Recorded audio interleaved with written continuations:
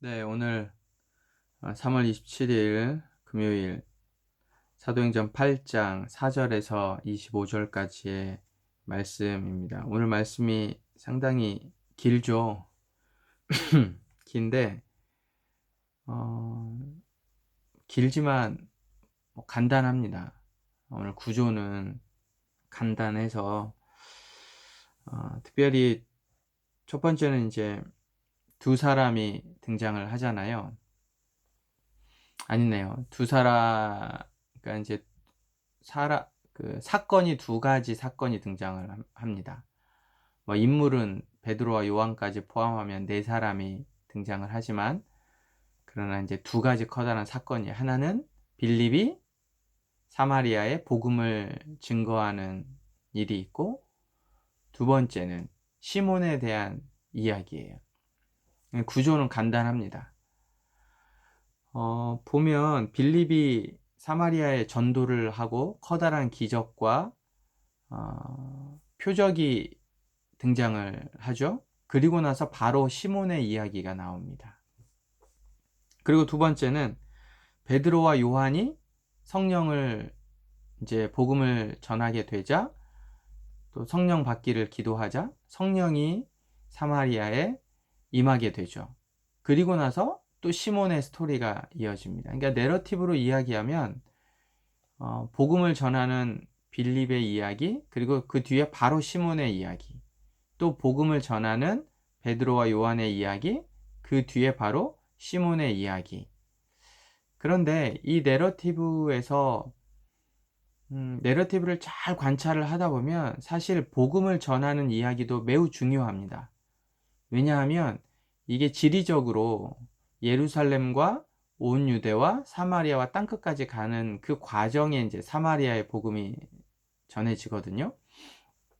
우리가 내일 보면 이제 에디오피아 내시에게도 복음이 전해지는, 사실 당시 상황성으로 보면 놀라운 이야기예요. 오늘날은 이제 우리가 옆 동네에 복음이 전해지는 것 같지만, 유대인들의 관점에서는 사마리아인들하고는 상종하지 않거든요. 그들은 이교도예요. 그러니까 이제 그들에게 복음이 증거되어졌다는 건 매우 놀라운 사건입니다.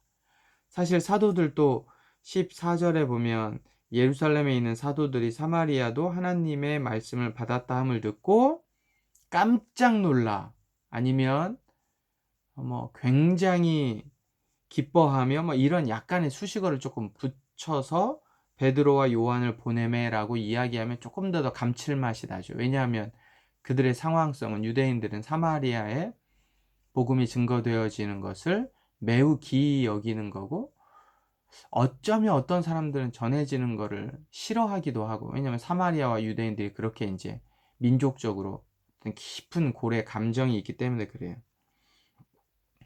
그래서 이제 그런 메시지가 메인인 것 같은데, 우리가 조금 더 보면 분량은 시몬에 대한 분량이 훨씬 더 많고 자세합니다. 그러니까 오늘 말씀만을 이렇게 관찰해 보자고 하면 시몬의 이야기가 훨씬 더 하고 싶은 이야기가 많은 거예요. 그래서 우리가 이제 시몬의 모습을 좀 같이 살펴보려고 합니다. 시몬은 자기의 힘과 자기의 능력, 불신자이긴 하지만 어느 정도의 마법, 마술사라고 표현하고 있는데, 어느 정도의 이제 신적인 약간의 능력이 좀 있죠. 이런 경우가 있습니다. 사단의 힘이 있기 때문에 이런 경우가 이제 충분히 있죠. 근데 그 사람이 복음을 듣고 이제 빌립을 따르게 돼요. 여러분 13절에 보면 전심으로라는 단어 자체는 사실 헬라어 원문에는 없어요. 전심으로라는 단어 자체가 헬라어 원문에는 없는데, 한글 성경보다 영어 성경을 좀 보다 보면 항상 따르다라는 이제 표현들이 훨씬 좀 있는 거고, 어디든지 빌립이 가는 곳은 어디든지 따라가는 이제 이런. 그래서 13절 같은 경우에는 영어 성경으로 보는 게 조금 더 잘 다가오고요. 어쨌든 복음을 듣고 세례를 받고 빌립을 따르게 됩니다. 그는 이제 성령은 받지는 못했죠. 근데 베드로와 요한이 성령을 베푸는 사건을 보고 자기도 돈을 주고 성령을 사고 싶다라는 이제 이야기를 하죠. 어, 그런데 이제 그 말에 베드로가 아주 화를 내고 네가 악독이 가득하고 불의에 매인 바 되었다라고 이제 22절에 23절에 아주 강하게 혼내는 모습이 나옵니다. 그 시몬이 예수를 복음을 믿고 복음을 따랐지만 그러나 그가 기본적인 자기 태도에서는 벗어나지 못하는 모습들을 보는 거예요. 복음을 듣고 따르지만 베드로와 요한이 성령을 베푸는 모습을 보면서 자기의 그 직업적인 베드로와 요한도 나와 비슷한 동종 직업인데 나보다 좀 능력이 있구나. 나도 이 사람에게 이러한 모습을 배워야겠다라는 전혀 복음과는 죄송합니다. 상관없는 메시지를 보내게 돼요. 이게 사실 우리에게 매우 중요한 인사이트를 줍니다. 그러니까 우리 자신도 마찬가지예요. 내가 예수를 따르지만 그리고 오늘 또 큐티하고 말씀을 보지만 우리 안에 기본적으로 깔려있는 가치관이 뭐냐예요. 시몬이 복음을 듣고 세례를 받고 빌립을 항상 따랐어요. 계속해서 빌립과 함께 있지만 그럼에도 불구하고 그 내면에 가지고 있는 기본적인 가치관이 잘못되어 있으면 결국 나중에는 이제 이 메시지 내용이 25절 이제 이 끝부분의 내용이 상당히 애매합니다. 시몬이 나중에 그래서 돌아온 건지 이렇게 책망받고 예를 들면 24절에 나를 위하여 주께 기도하여 말한 것이 하나도 내게 임하지 않게 하소서 하니라 정도가 정말 인격적으로 돌아온 건지 아니면 이 정도 선에서 끝난 건지 상당히 애매해요. 많은 학자들은 돌아오지 않았을 개연성이 훨씬 더 크다라고 이야기하는데 뭐 그럴 수도 있습니다. 근데 이것 자체가 우리가 기본적으로 가지고 있는 이 가치관, 오늘날로 이야기하면 유물론적 가치관이죠. 내가 예수 믿은 이유가 그거는 아니지만 이 성공, 세상적인 성공에서 벗어날 수가 없는 거예요. 이 기본적인 가치관, 우리 안에 유물론적인. 그러니까 이게 없으면, 이 유물론적인 가치관을 가지고 있으면 내가 예수를 믿고 세례 받고 예수님을 따르지만 결국에는 시몬과 같은 모습을 갖게 된다. 나중에는 어떻게 돼요? 예수님의 말씀보다는 성공, 세상적인 가치관, 세상적인 기준에 내가 따라가게 돼요. 여러분 20절에 보면 베드로가 이르되라고 이야기를 하고 있잖아요.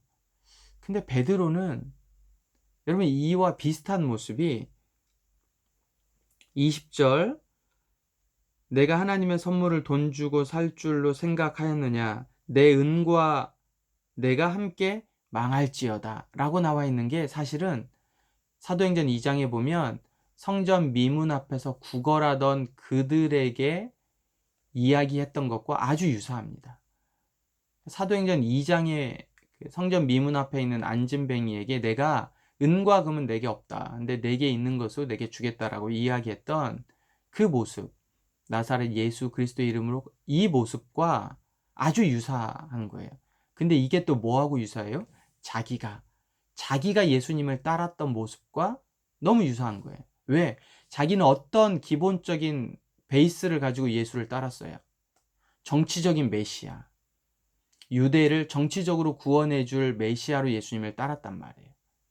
자기 권력을 위해 예수님을 따랐어요, 제자들이. 예수님이 왕이 되면 내가 우편에, 내가 좌편에. 예수님이 왕이 되면 누가 더 크냐 가지고 예수님을 따랐잖아요. 그런 가치관을 가지고 제자들이 예수님을 사실 따른 거란 말이죠. 성령을 받기 전에는.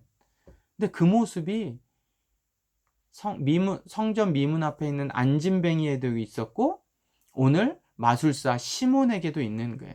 그러니까 이거는 아니라고 아주 강력하게 베드로가 이야기를 하는 거죠. 이건 아니다. 여러분 오늘 말씀을 묵상을 하면서 우리도 동일합니다. 저도 동일해요. 저도 내가 어떤 가치관을 가지고 세상적인 가치관을 가지고 예수님을 따르는 거냐. 제가 반복해서 계속 얘기해요. 오늘 진짜 잔소리 하는 것처럼. 아니, 저에게도 똑같아요. 내가 예수님을 따르죠. CC에서 훈련 받죠. 여러분, 이 영상을 본다는 것 자체는 큐티를 하고 있다는 거죠. 얼마나 괜찮은 사람이에요, 내가. 이렇게 큐티도 하고 영상도 보고. 그런데 내 기본적인 가치관이 어떠냐예요. 남들하고 비교할 일이 아니라 하나님 앞에 내 자신이. 여러분, 성공을 위해 살지 말고 거룩함을 위해 사셔야 돼요. 세상적인 가치관을 따르지 말고 성경적인 가치관을 따르셔야 돼요. 여러분의 삶이 그렇게 되기를 주의 이름으로 부탁드립니다. 오늘 하루 화이팅!